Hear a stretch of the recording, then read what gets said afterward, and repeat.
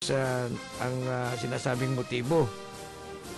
Kaya nga ngayon pinarating yata kay Katotong Dan sa pamagitan ng text, kaya medyo kinakailangan talagang masuportahan upang mabilis na maresolba yung kaso. Okay. Bagamat nahuli na yung mga ilang suspect, ay tila may kailangan pa rin magbigay ng testimonya na para tumibay yung kaso. Yun ang huling panawagan ni Mika Ortega na humihingi ng katarungan sa kanyang pagkamatay ng kanyang amang si Dr. Jerry Ortega.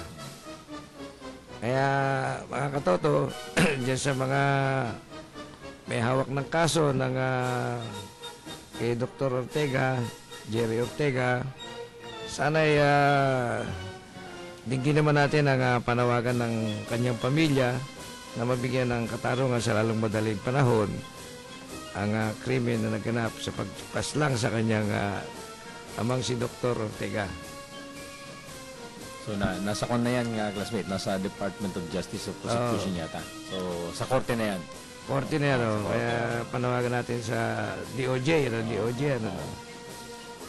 So, kaya ang mga katotong taga DOJ, nananawagan itong pamilya ng Ortega na sana'y kung kinakailangan na balutas kagad ang kasong ito. Oo, dapat. Oo, dahil kami rin dito sa DWAD, sa aming programa, hindi rin kami titigil na tawagan ng pansin ang inyong tanggapan na sana'y matulungan natin pare-pareho ang kasong ito, malutas ang kasong ito.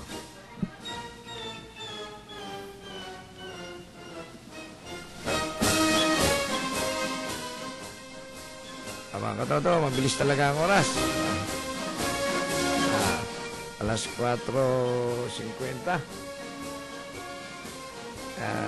Classmate, gusto kong manawagan dun sa mga kasama ko sa Pugadlawin na kasama sa pagbantay sa Uplan Kaluluwa sa may Laluma sa darating bukas pala, no? Plus 9 ang assembly time bukas, plus 9 ng umaga.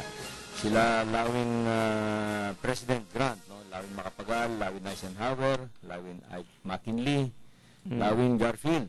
Puro call sign ang pangalan sa mga Paskino. Lawin Rojas, Lawin Hayes, si Lawin Lee Kuan Yew, si Lawin Del Pilar, Lawin Polk, Lawin Peron, Lawin Major, Lawin Madison, Lawin Johnson, Lawin Buchanan, Lawin Santol, Lawin Gabriela, Lawin Goldamer, Lawin Tamara, Lawin Regan, Lawin Glicenti, Lawin Nantrop at saka mga iba pa. Sana'y makasama kayo bukas sa ating himpilan doon sa Shell Station sa may A. Bonifacio Avenue sa Laluma, Quezon City. Malakas ang lawin sa pagtulong, katoto ha? Ay, siyempre, yan ang nagbibigay ng adrenaline sa mga kasamang lawin, classmate. Maganda ang mga performance nyo. Natutuwa sila na nakapaglingkod sa ating mga kababayan. Oo nga. Ko naman yan pamisa-misan sa isang taon .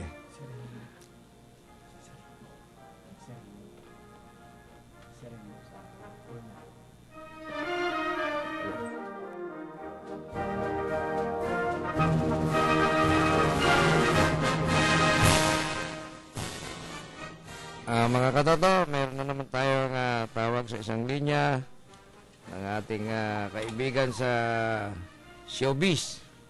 Showbiz, si Katotong Rainbow. Kaya pala nagdidilim. Tatawag si Rainbow. Katoto, pasok. Magandang hapon po sa lahat ng tagapakinig. Hello, Rainbow. At po sa mga pamilya ko sa Antipolo City. Nakikinig sila ngayon. Layo Dami. Yes. Lakas. Kamusta na po kayo, Katotong Paski? Still kicking. Yes, praise God. At napaka-energetic nyo sa lahat po ng bagay. Okay, since malapit pa ang November 1 and November 2, marami tayong dadalawing artista. Yung mga yumaong artista. Oo nga, katulad ni Vico Soto, yan, Mikey Shelo, at iba pa. Aba, marami nga. Oo nga eh. Tsaka mga star pa itong binanggit mo. Sikat yan. Pero wala nang sisikat pa sa aking blind item. Ba, maganda yan. Ay, yan ang kinakailangan natin. Oo nga. Para... Ano po ba itong matagal ng artista na naman? Last week, matagal ding artistang laging lasing. Ngayon naman, artistang laging nagsusugal. Magandang blind item yan. Oo nga. Ito nasa channel blank. Baka madali makilala to. Dahil sikat na sikat to noon. Gumanap siyang bilang isang blank sa mga pelikula. Kilala ron ni Henry yan eh. Sino kaya yan? Di ko sumahilig sa artista. Talaga? Sa music lang daw siya. Kung music sana nga. Ang dadalhin nyo, dali nyo pumahulaan. Talaga madadaling talaga ang mga taga-DWAD. Classmate, sino ba suspect mo sa mga blind item niya? Actually, taga Manila siya, nakatulong sa Manila. And then, marama sa showbiz world talaga siya. Kasi ang pamilya niya talaga, pati maging anak niya. Yan namin. May clue na kayo. Well, malapit na. Nasa showbiz world din. Kaya naman, Yan ba sikat po ang taong ito. sa... Marami siyang pelikulang nagawa. Meron siyang solo movie, nakasama iba pang sikat na artista. At, siyempre, ang kanyang anak ay pasulong na sa showbiz world. At Kompleto. may sikat na rin, of course. May... Alam niyo na po kayo, alam niyo na po kung sino. Katoto. Nahulaan ko na. Okay. Next week sasabihin ko. Ako, alam kong lasing ko lang na artista, si Jackie Chan. Talaga? Sa Tracking Master. Pelikula ng Tracking Master. Basta, may clue ako. Meron siyang letter I sa gilid. Ay daw, ay, sa gilid. I, malapit sa gitna. Sarap yung dita. Sitinin natin ang ating mga tagapaginig ng DWAD. Nga kaya, anniversary ng Pan 6 Photo sa Pan Rush. Kasama namin si Danica Soto, Dinky Oba, Marica Dinosa, Gary Sada at Beverly. Si Janet Long, Guzman, kasama si Ate Marlene. Yun po ang aming mga activity today. Kasi nakikinig sila Danica Soto ngayon sa atin. Ganun ba? Yes. At congratulations sa Philippine Courier dahil sila ang sumundo sa ating Australian Minister na si Kevin Wright. Ba? Okay pala. Sa DFA office. So much lang katotong Paski. This is Radio nagsasabing there's always a rainbow after the rain. God bless you po. God bless too. God bless. Bye-bye. Over the rainbow pala siya. Hindi, yung kanya, there is a rainbow before the rain.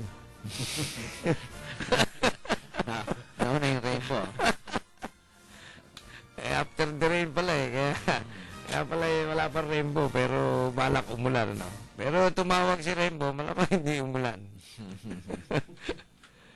Katoto, salamat sa mga tagapakinig mo, Katoto Rainbow. At ngayon po ay 5 sandali bago sumapit ang ikalima sa ating orasan. Napakabilis, classmate. Bilis nga ng Yung Katoto, ano ba ang opinion mo doon sa naganap na ambusan doon sa Basilan? Sa Zamboanga. Zamboanga, no? Yun ang yung sinasabi natin na mahigit 100 taon na nagaganap yung ganyang hindi pagkakaunawaan dyan sa kapatid natin sa Mindanao, no? Dapat ito mabigyan na talaga ng lunas, no? Dapat lang. Ako, katulad ng posisyon ko sa mga nakaraan nating talakayan ay kung kailangan bigyan ng pagsasarili. Pero siyempre dapat gagabayan ng mga leader natin. Kung kailangan. Kaya yung madalas kasi nating stance, hard stance, ayaw natin na magkaroon ng paghiwalay. Pero kung tingnan mo yung mga Yugoslavia, yung Czechoslovakia nung araw, nagkaroon din sila ng paghiwalay. Ganon din yung Russia. naghati-hati yung rule shot ngayon, tuloy naman yung bansa na yan. Maunlad pa. Maunlad na sila. Tuloy-tuloy ang pag-asenso nila. Kung iyan ay kailangan, ito pang recent lang, yung East Timor, dahil parating magulo rin, ay binigyan nila ng independence ngayon. Yung East Timor ay tuloy-tuloy na sa pag-unlad. At ang sinasabi ko nga, classmate, kung hindi magbago ang ating mga leader, ay baguhin yung ating sistema, nandyan pa rin yung corruption, ay hindi magtatagal at pati yung Cambodia, Laos, Burma at pati East Timor, ay baka maunahan ng Pilipinas. Kaya dapat ang ating mga leader, no? Ay bigyan na ng malalim na pag-aaral, pag-iisip itong ating sistema. Dapat lang yung mga opinion maganda yun dahil kasi yung isa sa binabagsak ng isang bansa, yung walang tigil na korupsyon. Isang bagay na nakakapagpabagsak ng ekonomiya yan sa isang bansa. Tama yan, classmate. Kaya itong tungkol naman sa paghihiwalay ng hinihingi ng Kamindanawan sa parang autonomous. Di ba yun ang gusto nilang mangyari na mabukod sila sa Pilipinas? Parang hindi naman maganda kasing Hindi naman pwedeng lahat yun. Ang nakikita natin dyan, yung kung saan majority ang kapatid natin mga Muslim. Katulad ngayon yung ARMM, no? Yung Tawi-Tawi, yung Sulu, Basilan, Maguindanao, Lanao del Sur, yan majority, no? Siguro magkaroon ulit ng isa pang referendum para malaman talaga. Para kung saan mas marami ang kapatid natin Muslim at gusto nilang maging independente, bakit natin sila pagbigyan? Pero siyempre sa atin naman, dahil tayo yung maging kuya niyan, kuya nila, gagabayan dapat natin sila dahil tayo magkapit-bahay lang, magkalapit lang dito sa ASEAN. Pero hindi dapat maganap yung kwan. Humingi sila ng autonomous, pero ginugulo naman nila yung pamahalaan. Di ba? Mali naman yun. Mali. Kaya yung siguro gusto ni Pinoy na justice, all-out justice dun sa mga pinatay naman na 11, no? Oo. At mga dun sa kasunod pa na mga karahasan pagkatapos ng massacre ng 19. Kaya talagang masama. Kailangan talagang mabigyan naman ng hustisya yung mga yun. Ang problema pala rito, yung mga katoto, medyo mabilis talaga ang ating talaorasan. Maganda sana itong sinimulan nating talakayan medyo mapuputol na at malapit na tayong sumapit sa isang oras nating programa. Huling bati na, classmate. Oo ka. Mga katoto, tapos na po ang ating isang oras na programa, ang talakayan at huntahan. Huwag po sana kayong magsasawang sumubaybay sa atin tuwing linggo sa ganitong oras at timpilan. Muli po kaming papasalamat, Panginoon, para sa isang araw ninyong pinahiram sa amin dito sa mundo. Lahat po ng aming ginagawa ay alay namin sa inyo at sa aming kapwa. Ang lahat ng papuri ay sa inyong Panginoon. In Jesus' name, Amen. Linggo po ngayon, huwag niyo pong kalimutang magpunta sa tahanan ng ating banal na Panginoon. Sa ngalan po ng aking partner, bagamat nasa piling siya ng kaarawan ng kanyang butihing may bahal. Ako po ang inyong likod, Katotong Paski, nagsasabi, mabuhay Pilipinas!